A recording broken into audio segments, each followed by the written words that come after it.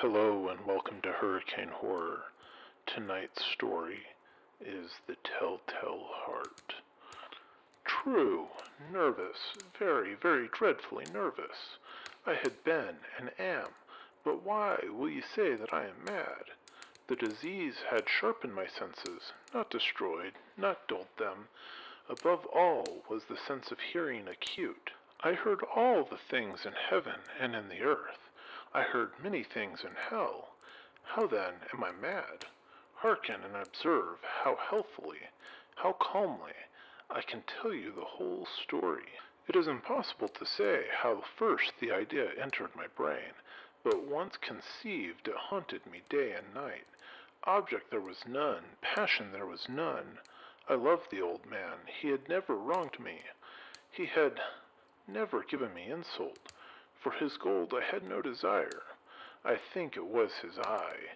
Yes, it was this. He had the eye of a vulture, a pale blue eye with a film over it. Whenever it fell upon me, my blood ran cold. And so by degrees, very gradually, I made up my mind to take the life of the old man, and thus rid myself of the eye forever. Now this is the point. You fancy me mad. Madmen know nothing. But you should have seen me. You should have seen how wisely I proceeded, with what caution, with what foresight, with what dissimulation I went to work. I was never kinder to the old man than during the whole week before I killed him. And every night, about midnight, I turned the latch of his door and opened it. Oh, so gently. And then, when I had made an opening sufficient for my head, I put in a dark lantern, all closed that no light shone out. And then I thrust in my hand. Oh, you would have laughed to see how cunningly I thrust it in. I moved it slowly, very, very slowly, so that I might not disturb the old man's sleep. It took me an hour to place my whole head within the opening so far that I could see him as he lay upon his bed. Ha! Would a madman have been so wise as this? And then, when my head was well in the room, I undid the lantern, cautiously. Oh, so cautiously. Cautiously, for the hinges creaked. I undid it just so much that a single thin ray fell upon the vulture eye. And this I did for 7 long nights, every night just at midnight, but I found the eye was always closed, and so it was impossible to do the work, for it was not the old man who vexed me, but his evil eye. And every morning, when the day broke, I went boldly into the chamber and spoke courageously to him, calling him by name in a hearty tone, and inquiring how he has passed the night. So you see, he would have been a very profound old man indeed to suspect that every night, just at 12, I looked in upon him while he slept. Upon the 8th night, I was more than usually cautious in opening the door. A watch's minute's hand moves more quickly than did mine. Never before that night had I felt the extent of mine own powers, of my sagacity. I could scarcely contain my feelings of triumph to think that there I was opening the door, little by little, and he not even to dream of my secret deeds or thoughts. I fairly chuckled at the idea, and perhaps he heard me, for he moved on the bed suddenly, as if startled. Now you may think that I drew back, but no. His room was as black as pitch, with the thick darkness, for the shutters were closed, fastened, through the fear of robbers. And so I knew that he could not see the opening of the door, and I kept pushing it on, steadily, steadily. I had my head in, and was about to open the lantern, when my thumb slipped upon the tin fastening, and the old man sprang up in bed, crying out, Who's there?" I kept quiet and still and said nothing. For a whole hour I did not move a muscle, and in the meantime I did not hear him lie down. He was still sitting up in the bed listening, just as I have done night after night, hearkening to the death watches in the wall. Presently I heard a slight groan, and I knew it was the groan of mortal terror. It was not a groan of pain or of grief. Oh no, it was the low, stifled sound that arises from the bottom of the soul when overcharged with awe. I knew the sound well. Many a night, just at midnight, when all the world slept, it has welled up from mine own bosom, deepening with its dreadful echo the terrors that distracted me. I say I knew it well. I knew what the old man felt, and pitied him, although I chuckled at heart. I knew that he'd been lying awake ever since the first slight noise, when he had turned in the bed. His fears had been ever since growing upon him. He had been trying to fancy them causeless, but could not. He had been saying to himself, "It is nothing but the wind in the chimney. It is only a mouse crossing the floor, or it is merely a cricket which has made a single chirp."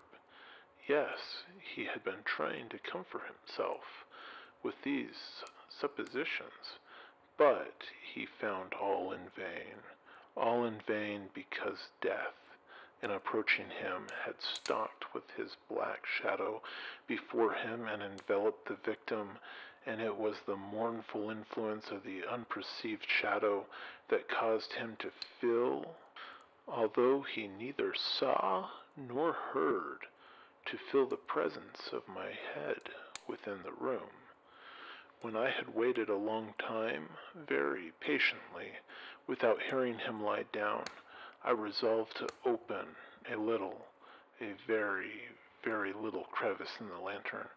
So I opened it. You cannot imagine how stealthily, until at length a simple, dim ray, like the thread of a spider, shot from out of the crevice and fell full upon the vulture eye. It was wide open, wide open, and I grew furious as I gazed upon it. I saw it with perfect distinctness, all a dull blue, with a hideous veil over it that chilled the very marrow in my bones, but I could see nothing else of the old man's face or person, for I had directed the ray as if by instinct precisely upon the damned spot. And have I not told you that what you mistake for madness is but over-acuteness of the sense? Now, I say, there came to my ears a low, dull, quick sound, such as a watch makes when enveloped in cotton.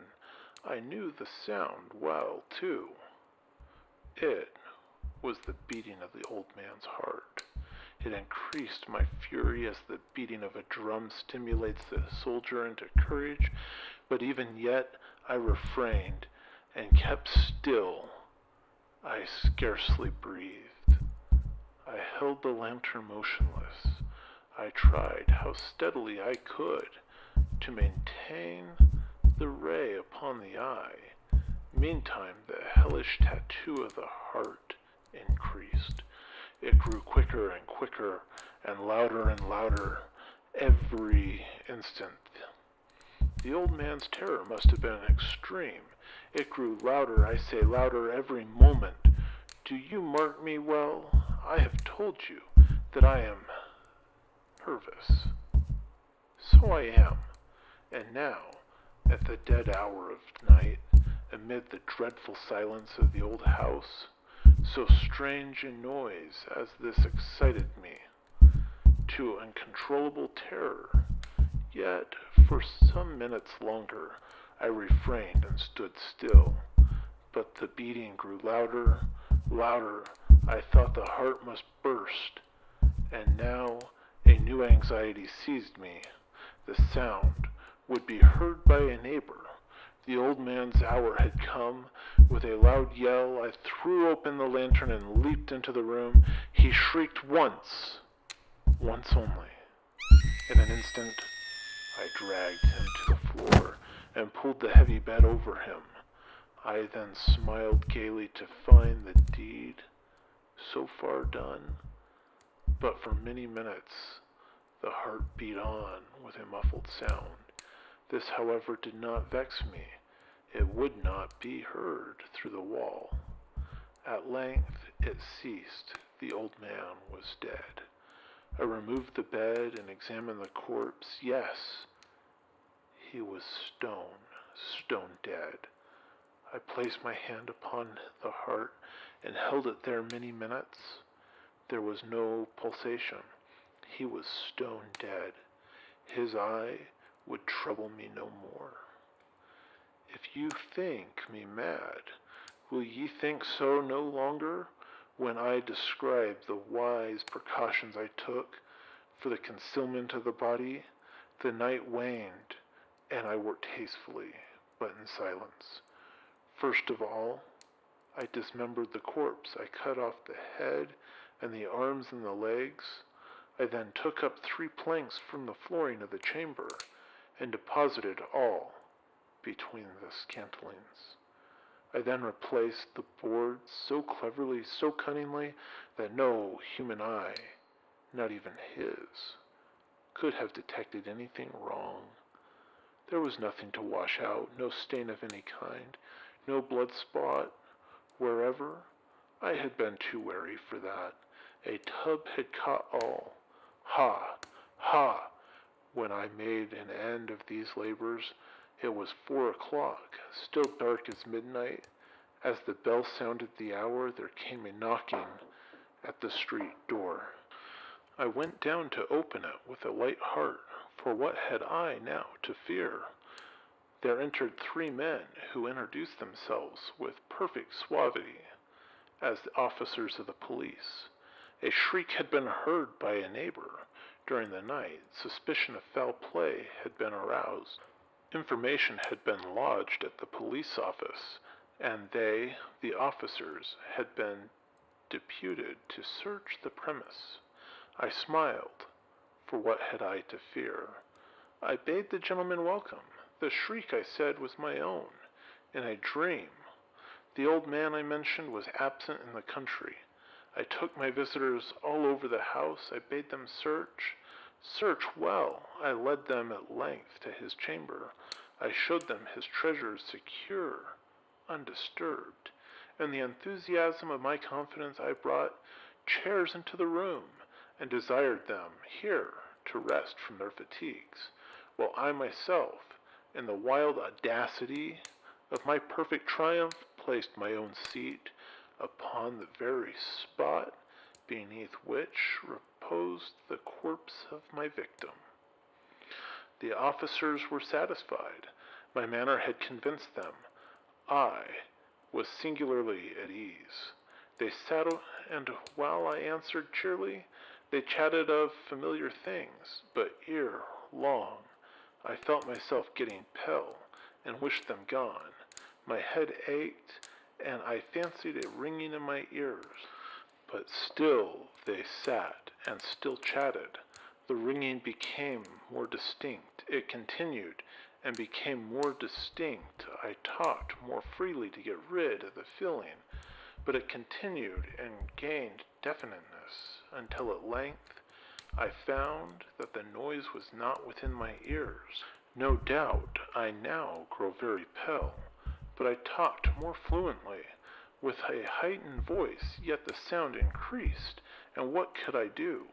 It was a low, dull, quick sound, much such a sound as a watch makes when enveloped in cotton. I gasped for breath, and yet the officers heard it not. I talked more quickly, more vehemently, but the noise steadily increased. I arose and argued about trifles in a high key and with violent gesticulations, but the noise steadily increased. Why would they not be gone? I paced the floor to and fro with heavy strides, as if excited to fury, but the noise steadily increased. Oh God, what could I do? I foamed, I raved, I swore. I swung the chair upon which I had been sitting and grated it upon the boards. But the noise arose over all and continually increased. It grew louder, louder, louder, and still the men chatted pleasantly and smiled. Was it possible they heard it not? Almighty God, no, no, they heard, they suspected, they knew. They were making a mockery of my horror. This, I thought, and this, I think. But anything was better than this agony. Anything was more tolerable than this derision. I could bear those hypocritical smiles no longer. I felt that I must scream or die. And now, again, hark! Louder, louder, louder, louder! Villains! I shrieked. Dissemble no more. I admit the deed. Tear up the planks. Here, here. It is the beating of his hideous heart.